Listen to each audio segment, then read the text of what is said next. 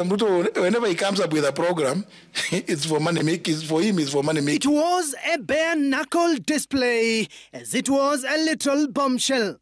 The former Attorney General Justin Muturi linking President William Ruto to high-level corruption and terming him unfit for office. But is he corrupt? Examples aside. Absolutely. Okay. Very. Yes, irredeemably. Okay. Corrupt. One example. Muturi narrated how President Ruto called to instruct him to sign a 129 billion shillings deal with Russian oligarchs on planting trees. I land in Dubai, Ruto is calling me.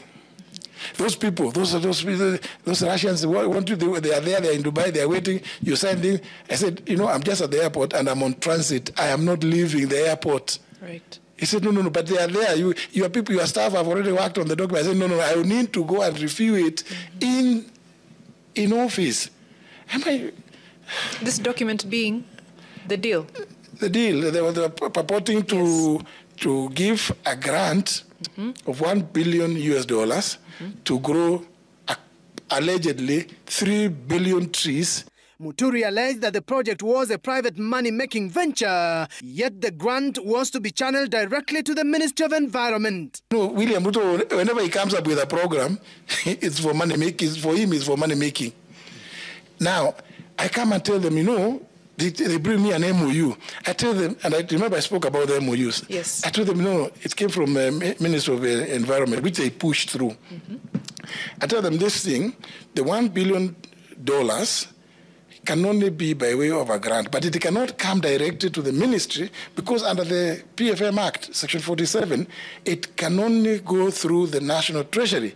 They are trying to avoid that money going to the National Treasury, and is money coming from abroad. Right. I mean... And you're being asked to sign in an airport. I'm being told to sign at Dubai airport, and this William Ruto calling me directly.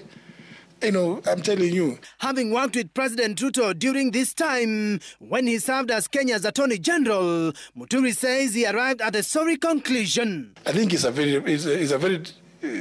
unfortunate situation for the country that we have William Ruto sitting in the office as President of Kenya. I think William Ruto is actually unfit for the position of President of the Republic of Kenya. I have come sadly to that conclusion. Muturi went all out and linked President William Ruto to the Adani deal that he says was inked in Dubai. He's the one who was clearly behind it.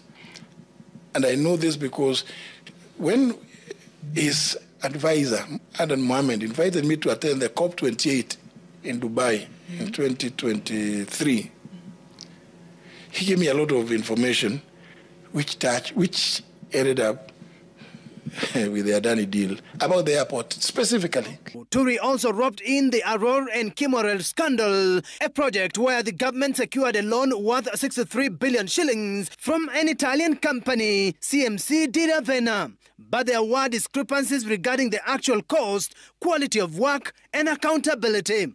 Muturi revealed that President William Ruto has been asserting undue control over his cabinet, preventing cabinet secretaries from freely executing their duties. Even in cabinet, if you want to know something where he has an interest, a CS will make a presentation and then William Ruto will take over.